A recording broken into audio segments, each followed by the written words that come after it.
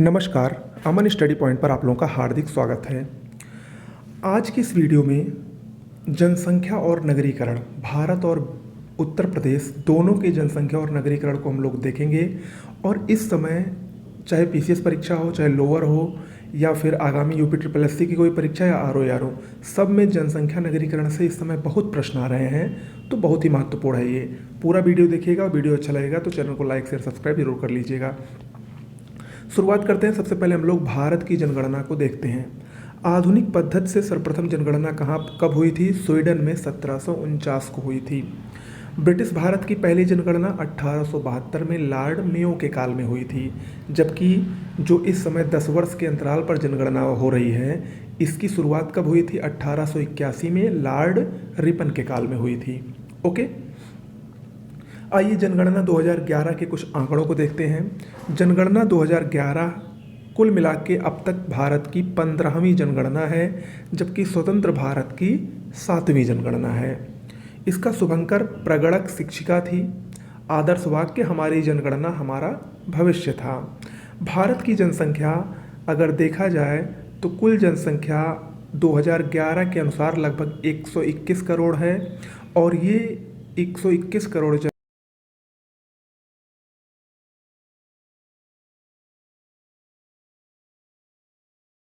सबकी जनसंख्या को मिला दिया जाए तो उतनी भारत की अकेले जनसंख्या है। इस जनसंख्या में पुरुष 51.47% थे, जबकि महिलाओं का अनुपात 48.53% था। 0 से 6 आयु की जनसंख्या 13.6% है। नगरीय प्रतिशत मोस्ट इम्पॉर्टेंट है, 31.1% भारत में नगर में जनसंख्या रहती है। जबकि दशकीय वृद्धि दर की बात करें तो 17.7% रही है। भारत के इतिहास में सर्वाधिक दशकीय वृद्धि दर 1961 से 71 के बीच में हुई थी, 24.8%। वार्षिक वृद्धि दर 1.64% रही है भारत की जनसंख्या में। लिंगानुपात भारत का 943 है, जबकि भारत के इतिहास में 1991 की जनसंख्या में सबसे कम 927 लिंगानुपात रहा था। साक्षरता दर भारत की 73% है। और साक्षरता दर मापन का आयु वर्ग क्या है? 7 वर्ष है। पुरुषों की साक्षरता 80.9% और महिलाओं की 64.6% है। जनघनत्व भारत का 382 व्यक्ति प्रति वर्ग किलोमीटर है। जनसंख्या के इतिहास में महान विभाजक वर्ष की संख्या किसको दी जाती है? 1921 के वर्ष को महान विभाजक वर्ष कहा जाता है, क्योंकि इस वक्त मृत्यु दर अधिक हुई थी। जनांकीय लाभांश 15 से 60 वर्ष का आयु वर्ग कहलाता है। जनसंख्या विस्फोट काल 1951 से 81 की तृतीय अवस्था को जनसंख्या विस्फोट काल कहा जाता है। विश्व जनसंख्या दिवस कब मनाया जाता है? 11 जुलाई को मनाया जाता है। ओके, चलिए अब हम लोग देखते हैं भारत की जनसंख्या को विस्तार से। सबसे पहले क्षेत्रफल की बात करते हैं। तो क्षेत्रफल की दृष्टि से भारत का सबसे बड़ा राज्य राजस्थान है, सबसे छोटा राज्य गोवा है, सबसे बड़ा केंद्र शासित प्रदेश अंडमान निकोबार है, और सबसे छोटा केंद्र शासित प्रदेश लक्षद्वीप है। वहीं जनसंख्या की बात करें तो जनसंख्या की दृष्टि से उत्तर प्रदेश का पहला स्थान है, जबकि सबसे छोटा राज्य यानी जनसंख्या सबसे कम कहाँ पर है? सिक्किम में है। सबसे बड़ा केंद्र शासित प्रदेश जनसंख्या की दृष्टि से दिल्ली है, जबकि सबसे छोटा केंद्र शासित प्रदेश लक्षद्वीप है। सर्वाधिक और न्यूनतम जनसंख्या वाले राज्यों को देखते हैं तो सबसे अधिक जनसंख्या उत्तर प्रदेश की है, फिर महाराष्ट्र दूसरे नंबर पर है, फिर तीसरे नंबर पर पश्चिम बंगाल और तीसरे नंबर पर बिहार है, और चौथे नंबर पर पश्चिम बंगाल है। जबकि सबसे कम जनसंख्या सिक्किम की है, उसके बाद मिजोरम, फिर अरुणाचल प्रदेश और फिर गोवा की है। सर्वाधिक जनसंख्या वाले केंद्र शासित प्रदेश को बात करें तो दिल्ली में सबसे अधिक जनसंख्या है, दूसरे नंबर पर पुडुचेरी है, तीसरे पर चंडीगढ़ और चौथे पर अंडमान निकोबार है। लिंगानुपात को देखते हैं भारत में। तो भारत में सर्वाधिक लिंगानुपात केरल का है 1084, सबसे कम लिंगानुपात हरियाणा का है 879, सबसे अधिक केंद्र शासित लिंगानुपात पुडुचेरी का है 1037, और सबसे कम केंद्र शासित लिंगानुपात दमन दीव का है, जो कि अब दमन दीव दादरा नागर हवेली दोनों एक में हो गया है। शिशु लिंगानुपात की बात करें तो सबसे अधिक शिशु लिंगानुपात वाला राज्य अरुणाचल प्रदेश है, 972 है। सर्वाधिक शिशु लिंगानुपात वाला केंद्र शासित प्रदेश की बात करें तो अंडमान निकोबार है। सबसे कम शिशु लिंगानुपात वाले राज्य की बात करें तो हरियाणा है, यानी हरियाणा शिशु लिंगानुपात और सामान्य लिंगानुपात दोनों में सबसे कम है। और न्यूनतम शिशु लिंगानुपात वाला केंद्र शासित प्रदेश दिल्ली है। ओके, बात करते हैं सर्वाधिक लिंगानुपात वाले राज्यों की। देखिए इसमें मैं चार चार राज्यों को क्यों दे रहा हूँ, क्योंकि अक्सर इस समय जो ट्रेंड चल रहा है वो मिलान करने के लिए दे देता है या क्रम लगाने के लिए 1 2 3 4 दे देता है। तो ये आपको आंकड़े की जानकारी होना बहुत ही ज़रूरी है। सर्वाधिक लिंगानुपात वाले टॉप 4 राज्यों में नंबर 1 पर केरल है, नंबर 2 पर तमिलनाडु, नंबर 3 पर आंध्र प्रदेश और नंबर 4 पर छत्तीसगढ़ है। यानी जो टॉप 3 हैं वो साउथ इंडिया के हैं। जबकि न्यूनतम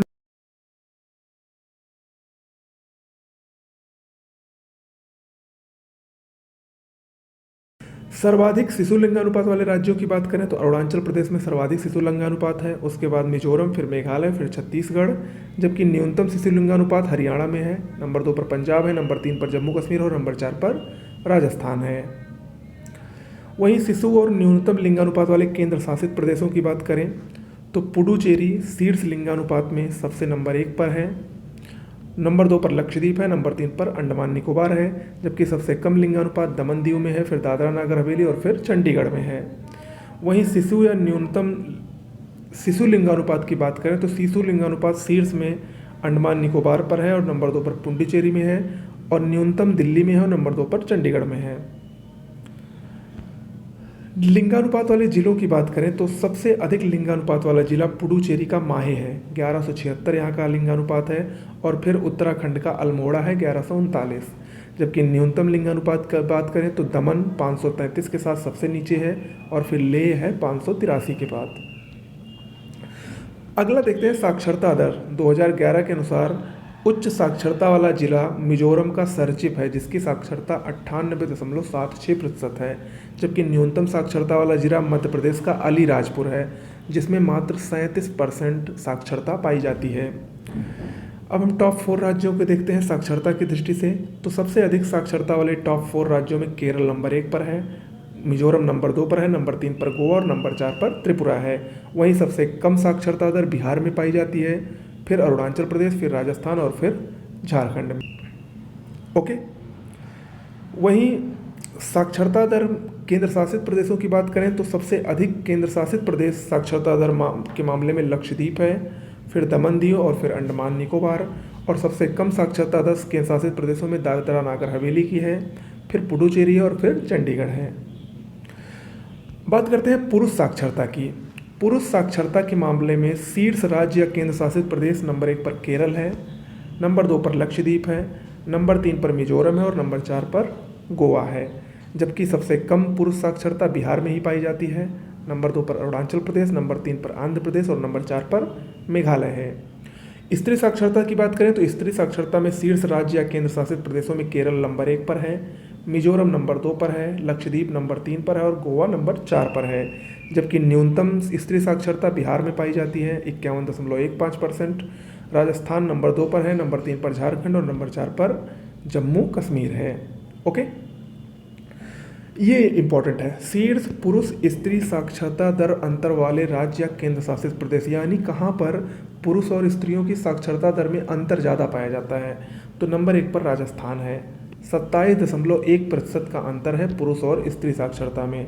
नंबर 2 पर झारखंड है, नंबर 3 पर दादरा नगर हवेली है और नंबर 4 पर जम्मू कश्मीर है। और न्यूनतम पुरुष स्त्री साक्षरता दर का अंतर कहाँ पाया जाता है? मेघालय में 3.1% और मिजोरम और केरल में 4% पाया जाता है। सर्वाधिक शहरी साक्षर महाराष्ट्र में है, जबकि सर्वाधिक ग्रामीण साक्षर उत्तर प्रदेश में है। न्यूनतम ग्रामीण साक्षर आंध्र प्रदेश में है और जबकि न्यूनतम शहरी साक्षर उत्तर प्रदेश में है। तो ये सब आंकड़े थोड़ा मैं तेज़ इसलिए बोल रहा हूँ क्योंकि आप सबको सिर्फ रिवीजन करना है, आप लोगों ने सब कुछ पढ़ा होगा, ठीक है। तो सिर्फ आप मेरे साथ एक बार इसको देखते चलिए। जनघनत्व की बात करते हैं। जनघनत्व के इतिहास को देखें तो 1911 से 21 के दशक में जनघनत्व में वृद्धि ऋणात्मक रही थी। 2001 से 11 के दशक में जनघनत्व में 57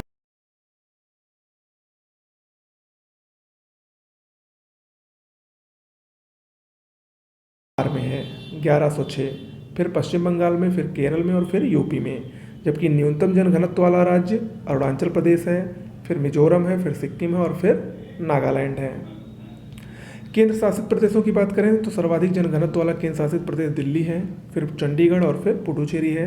जबकि न्यूनतम केंद्र जनघनत्व वाला केंद्र शासित प्रदेश अंडमान निकोबार है, फिर दादरा नागर हवेली है और फिर लक्षद्वीप है। सर्वाधिक जनघनत्व वाला जिला उत्तर पूर्वी दिल्ली, यहाँ 1 किलोमीटर में 37,346 लोग रहते हैं। उसके बाद चेन्नई है, तमिलनाडु की राजधानी। न्यूनतम जनघनत्व वाला जिला अरुणाचल प्रदेश का दिबांग घाटी है, इसका जनघनत्व 1 है। और सांबा जम्मू कश्मीर का, इसका जनघनत्व 2 है। दशकीय वृद्धि दर की बात करते हैं तो भारत में दशकीय वृद्धि दर 2011 के आंकड़ों के अनुसार 17.7% रही। ग्रामीण क्षेत्रों में 12.3% और शहरी क्षेत्रों में 31.8% रही है। शीर्ष दशकीय वृद्धि दर वाला राज्य मेघालय है, फिर अरुणाचल प्रदेश है, फिर बिहार है और फिर मणिपुर है। जबकि न्यूनतम दशकीय वृद्धि वाला राज्य नागालैंड है, केरल है, गोवा है और फिर आंध्र प्रदेश है। और नागालैंड की दशकीय वृद्धि दर ऋणात्मक रही है, याद रखिएगा। शीर्ष दशकीय वृद्धि दर वाले केंद्र शासित प्रदेशों की बात करें तो दादरा नागर हवेली सबसे अधिक दशकीय वृद्धि दर इसने शो किया है, फिर दमन दीव और फिर पुडुचेरी। जबकि न्यूनतम दशकीय वृद्धि दर लक्षद्वीप में हुई है, फिर अंडमान निकोबार और फिर चंडीगढ़। ग्रामीण जनसंख्या में सर्वाधिक दशकीय वृद्धि दर मेघालय में हुई है, फिर बिहार में और फिर अरुणाचल प्रदेश में। जबकि शहरी जनसंख्या में सर्वाधिक दशकीय वृद्धि दर दमन दीव में हुई है और फिर सिक्किम में और फिर केरल में हुई है। ओके, चलिए आगे बढ़ते हैं। अनुसूचित जनगणना यानी एससी की जनगणना को देखते हैं 2011 के अनुसार। बहुत ही महत्वपूर्ण है ये। उत्तर प्रदेश में अनुसूचित जातियां कुल देश की जनसंख्या भारत की कुल अनुसूचित जनजातियां भारत की यहाँ पर अनुसूचित जाति है तो देश की कुल जनसंख्या का 16.6% भारत में अनुसूचित जातियां रहती हैं। कुल 542 जातियां एससी में शामिल हैं। एससी की दशकीय वृद्धि दर 20.8% है। एससी का लिंगानुपात 945 है, जिसमें केरल में सर्वाधिक और मिजोरम में न्यूनतम है। और ये सबसे महत्वपूर्ण है, अरुणाचल प्रदेश, नागालैंड, अंडमान निकोबार और लक्षद्वीप में एससी जनजाति नहीं पाई जाती है, एससी जाति नहीं पाई जाती है। ठीक है, यानी अनुसूचित जातियां अरुणाचल प्रदेश, नागालैंड, अंडमान निकोबार और लक्षद्वीप में नहीं हैं। वहीं शीर्ष अनुसूचित जाति की बात करें तो उत्तर प्रदेश में सबसे अधिक एससी की संख्या पाई जाती है। इसके बाद पश्चिम बंगाल, फिर बिहार और फिर तमिलनाडु आता है, जबकि सबसे कम मिजोरम में पाई जाती हैं। अगर प्रतिशत की दृष्टि से देखें तो प्रतिशत की दृष्टि से सबसे अधिक अनुसूचित जातियां पंजाब में पाई जाती हैं, फिर हिमाचल प्रदेश में, फिर पश्चिम बंगाल में और फिर यूपी में पाई जाती हैं। तो दोनों आप लोग याद रखेंगे।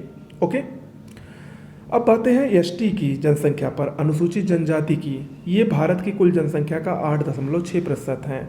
कुल 550 जातियां एसटी में शामिल हैं। एसटी का लिंगानुपात 990 है, जिसमें गोवा में सर्वाधिक है और जम्मू कश्मीर में सबसे कम है। संख्या की दृष्टि से सबसे ज़्यादा एसटी की जनसंख्या कहाँ पर है?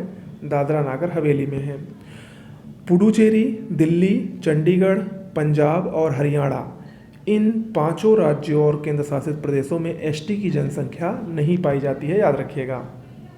शीर्ष एसटी जनसंख्या मध्य प्रदेश में पाई जाती है, फिर महाराष्ट्र में, फिर उड़ीसा और फिर राजस्थान में। जबकि प्रतिशत की दृष्टि से सबसे अधिक एसटी लक्षद्वीप में रहते हैं, फिर मिजोरम, फिर नागालैंड और फिर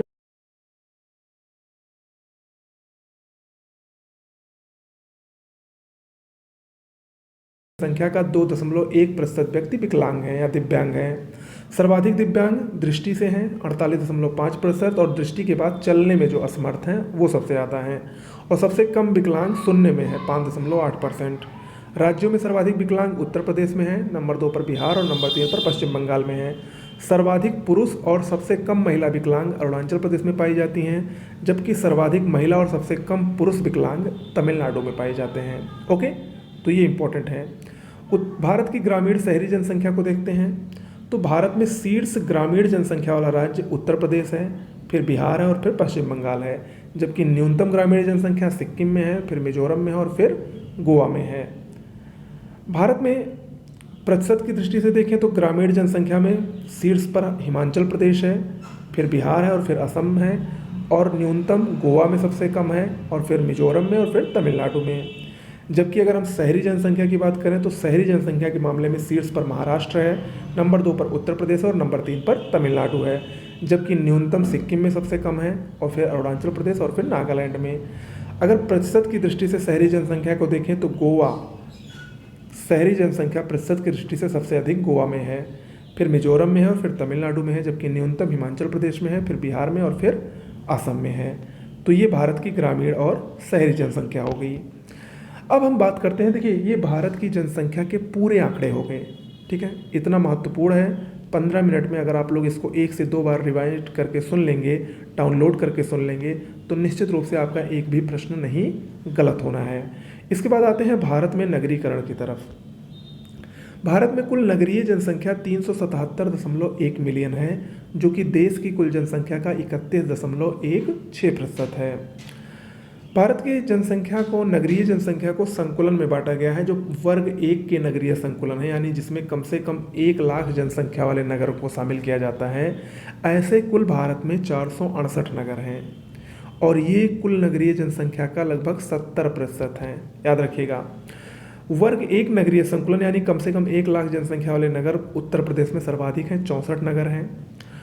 यहाँ पर ये बात याद रखिएगा, अरुणाचल प्रदेश, सिक्किम, लक्षद्वीप, दमन दीव, दादरा नागर हवेली, इनमें कोई भी 1 लाख या अधिक जनसंख्या वाला नगर नहीं है। ओके, वर्ग 1 के नगरों में सबसे कम जनसंख्या मध्य प्रदेश के नागदा में पाई जाती है, उसके बाद हिंगन घाट में पाई जाती है महाराष्ट्र के।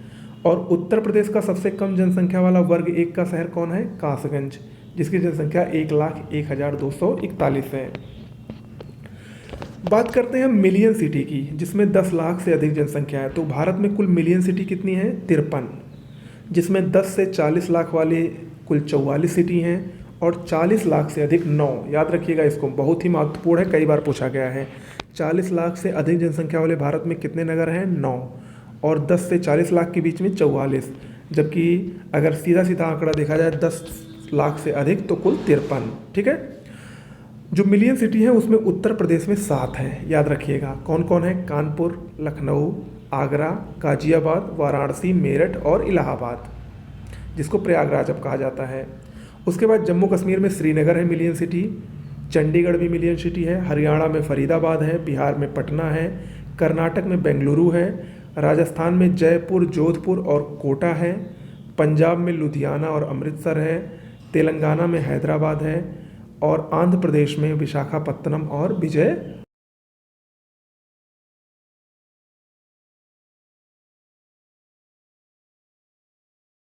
किसमें किसमें? सिक्किम में नहीं है, अरुणाचल प्रदेश में नहीं है, मेघालय में नहीं है, असम में नहीं है, नागालैंड, मणिपुर, मिजोरम, त्रिपुरा, अरुणाचल, उड़ीसा, उत्तराखंड, हिमाचल प्रदेश और गोवा। यानी अगर हम इसको देखें, अगर आप लोग इसको याद करना चाहें तो यहाँ पर देख रहे हैं पूर्वोत्तर भारत के जो राज्य हैं, खासकर अगर उसमें सिक्किम को भी इंक्लूड कर दिया जाए तो 3, 3, 6, 2, 8 पूर्वोत्तर भारत के राज्यों में सिक्किम सहित किसी में भी मिलियन सिटी नहीं है। याद रखिएगा। इसके अलावा जो बड़े राज्य हैं जिनमें आप लोग अक्सर कंफ्यूज हो सकते हैं, उड़ीसा में मिलियन सिटी नहीं है, उत्तराखंड में नहीं है, हिमाचल प्रदेश में नहीं है और गोवा में नहीं है। ठीक है, यानी आप उड़ीसा, उत्तराखंड, हिमाचल प्रदेश और गोवा को याद कर लें और इसके बाद शेष पूर्वोत्तर भारत के राज्य सिक्किम को मिलाकर। ओके, 40 लाख से अधिक जनसंख्या वाले कुल 9 महानगर हैं, जो कि देश की कुल नगरीय जनसंख्या के 23.8% हैं। इनमें जनसंख्या के अनुसार देखिए, नंबर 1 पर बृहद मुंबई है, नंबर 2 पर दिल्ली है और नंबर 3 पर कोलकाता है, नंबर 4 पर चेन्नई है, नंबर 5 पर बेंगलुरु है, नंबर 6 पर हैदराबाद है, नंबर 7 पर अहमदाबाद है, नंबर 8 पर पुणे है और नंबर 9 पर सूरत है। ये 40 लाख से अधिक जनसंख्या वाले भारत के कुल 9 शहर हुए, यानी नंबर 1 पर मुंबई, फिर दिल्ली, फिर कोलकाता और फिर चेन्नई। मेगा सिटी की बात करें जिसमें जनसंख्या 10 मिलियन यानी 1 करोड़ से अधिक है, तो नंबर 1 पर मुंबई, नंबर 2 पर दिल्ली, नंबर 3 पर कोलकाता है।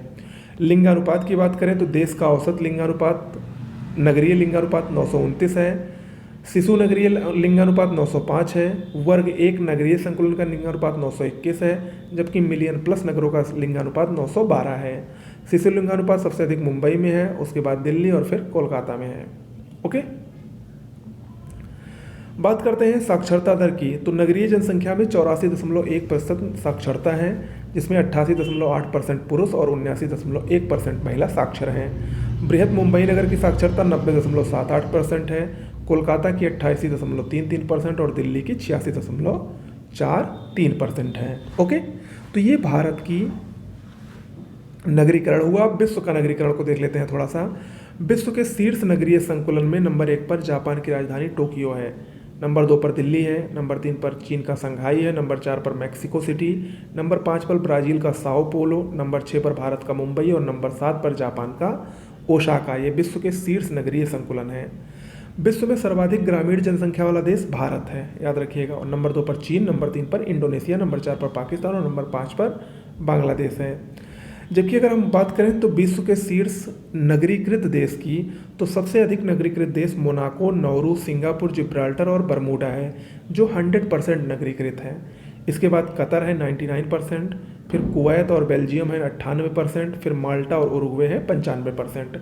जबकि न्यूनतम नगरीकरण कहाँ पर है? टोकेलाऊ, वालिस और फुटना, यहाँ पर 0% नगरीकरण है। इसके बाद मोन्टेनास, त्रिनाद टोबैगो, फिर बुरुंडी और फिर पापुआ न्यू गिनी। ओके, तो ये और ये जरूर याद रखिएगा। अब आते हैं हम लोग उत्तर प्रदेश की जनसंख्या पर। उत्तर प्रदेश की जनसंख्या को 2011 के आंकड़ों के अनुसार जल्दी से देख लेते हैं। उत्तर प्रदेश की जनसंख्या 2011 के आंकड़ों के अनुसार लगभग 20 करोड़ है, जो कि भारत की कुल जनसंख्या का 16.5% है, जिसमें पुरुष 52.29% है और महिलाएं 47.71% हैं। उत्तर प्रदेश का क्षेत्रफल 2,40,928 है, जो क्षेत्रफल की दृष्टि से उत्तर प्रदेश का भारत में चौथा स्थान है। नंबर 1 पर राजस्थान है, नंबर 2 पर मध्य प्रदेश और नंबर 3 पर महाराष्ट्र है। भारत का क्षेत्रफल उत्तर प्रदेश का क्षेत्रफल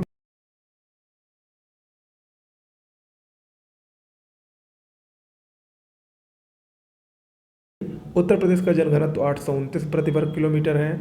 उत्तर प्रदेश का लिंगानुपात 912 है। 0 से 6 आयु वर्ग का लिंगानुपात 902 है। उत्तर प्रदेश की साक्षरता 67.7% है, जिसमें पुरुष 77.3% साक्षर है, जबकि महिला 57.2% साक्षर है। 0 से 6 आयु वर्ग की जनसंख्या प्रदेश की कुल जनसंख्या का 15.41% है उत्तर प्रदेश में, याद रखिएगा। सर्वाधिक वैधानिक नगर उत्तर प्रदेश का बदायूं है। न्यूनतम वैधानिक नगर श्रावस्ती है। सर्वाधिक जनगणना नगर वाराणसी है और न्यूनतम सर्वाधिक स्लम जनसंख्या कहाँ पर है? मेरठ में है। ओके, बात करते हैं जनसंख्या 2011 की। तो उत्तर प्रदेश में सबसे अधिक जनसंख्या वाला जिला इलाहाबाद है, जिसको प्रयागराज के नाम से जाना जाता है। नंबर 2 पर मुरादाबाद, नंबर 3 पर गाजियाबाद और नंबर 4 पर आजमगढ़ है। जबकि न्यूनतम जनसंख्या महोबा की है, फिर चित्रकूट, फिर हमीरपुर और फिर श्रावस्ती है। शीर्ष पुरुष जनसंख्या और महिला जनसंख्या की बात करें तो सबसे अधिक पुरुष जनसंख्या इलाहाबाद में पाई जाती है, फिर मुरादाबाद, फिर गाजियाबाद और फिर कानपुर। जबकि सबसे अधिक महिला जनसंख्या भी इलाहाबाद में ही पाई जाती है।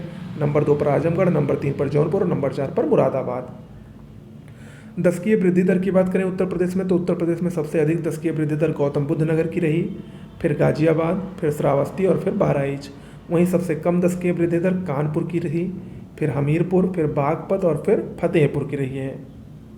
जनघनत्व की बात करें तो सबसे अधिक जनघनत्व उत्तर प्रदेश में गाजियाबाद जिले का रहा, फिर वाराणसी का, फिर लखनऊ का और फिर संत रविदास नगर, जिसको भदोही के नाम से जाना जाता था। वहीं न्यूनतम जनघनत्व ललितपुर का रहा, फिर सोनभद्र, फिर हमीरपुर और फिर महोबा। लिंगानुपात की बात करें तो शीर्ष लिंगानुपात वाला जिला जौनपुर है, फिर आजमगढ़ है, फिर देवरिया है और फिर प्रतापगढ़ है। वहीं न्यूनतम लिंगानुपात गौतम बुद्ध नगर का है, फिर बागपत का है, फिर हमीरपुर का है और फिर कानपुर और मथुरा का संयुक्त रूप से है। शिशु लिंगानुपात की बात करें तो शिशु लिंगानुपात के मामले में सबसे अधिक शिशु लिंगानुपात वाला जिला बलरामपुर है, फिर संत कबीर नगर है, फिर बहराइच है और फिर सिद्धार्थ नगर है। वहीं न्यूनतम शिशु लिंगानुपात बागपत का है, फिर गौतम बुद्ध नगर का है, फिर गाजियाबाद और फिर मेरठ का है। ओके, वहीं इसके बाद हम बात करें साक्षरता दर की तो उत्तर प्रदेश में सर्वाधिक साक्षर जिला गौतम बुद्ध नगर है, फिर कानपुर है, फिर औरैया और फिर इटावा है। जबकि न्यूनतम साक्षरता श्रावस्ती की है, फिर बहराइच, फिर बलरामपुर और फिर बदायूं की है। पुरुष साक्षरता की बात करें तो पुरुष साक्षरता में शीर्ष पर गौतम बुद्ध नगर है, दूसरे पर औरैया, तीसरे पर इटावा और चौथे पर गाजियाबाद है। जबकि न्यूनतम पुरुष साक्षरता श्रावस्ती में पाई जाती है, फिर बहराइच, फिर बलरामपुर और फिर बदायूं में पाई जाती है। महिला साक्षरता की बात करें तो महिला साक्षरता में सर्वाधिक साक्षर जिला कानपुर है, फिर लखनऊ है, फिर गौतम बुद्ध नगर और फिर औरैया है। जबकि न्यूनतम महिला साक्षरता श्रावस्ती में पाई जाती है, फिर बलरामपुर, फिर बहराइच और फिर बदायूं में पाई जाती है। ओके, सर्वाधिक स्त्री पुरुष साक्षरता का अंतर किस जिले में पाया जाता है? महाराजगंज में 26.9%। जबकि सबसे कम स्त्री पुरुष साक्षरता का अंतर कानपुर में पाया जाता है 8.5%। 2001 से 11 के दौरान उत्तर प्रदेश की साक्षरता में कितने परसेंट की वृद्धि हुई है? 11.4% की वृद्धि की गई है। ओके, उत्तर प्रदेश में अनुसूचित जातियों को जनगणना को देखते हैं तो प्रदेश की कुल जनसंख्या का 20.7% उत्तर प्रदेश में अनुसूचित जातियां पाई जाती हैं। सबसे अधिक अनुसूचित जाति सीतापुर में पाई जाती है, फिर इलाहाबाद में और फिर हरदोई में। जबकि प्रतिशत की दृष्टि से अगर देखा जाए तो सर्वाधिक अनुसूचित जातियां कौशाम्बी में पाई जाती हैं, फिर सीतापुर में और फिर हरदोई में पाई जाती हैं। जबकि न्यूनतम अनुसूचित जाति बागपत में, फिर श्रावस्ती।